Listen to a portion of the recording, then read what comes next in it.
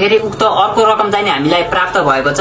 हामीलाई चाहिँ नि नर्थ एन्ड साइप्रसबाट चाहिँ नि रोयल धादिङ भन्ने सरले चाहिँ नि 2225 रुपियाँ चाहिँ नि उहाँलाई पठाउनु भएको छ राम सरलाई। यो पैसा चाहिँ नि उहाँले किनकि समात्न सक्नुहुन्न, म आमालाई नै हस्तान्तरण गर्न चाहन्छु हैन सर। तपाईलाई चाहिँ हैन नर्थ एन्ड साइप्रसबाट चाहिँ हाम्रो रोयल धादिङ सरले चाहिँ नि तपाईलाई माया गरेर हैन 2225 रुपियाँ चाहिँ सहयोग गर्नु भएको छ। उहाँलाई के भन्न चाहनुहुन्छ रोयल धादिङ सरलाई? उहाँको धन्यवाद सर। उहाँको अब उहाँलाई धेरै धेरै धन्यवाद।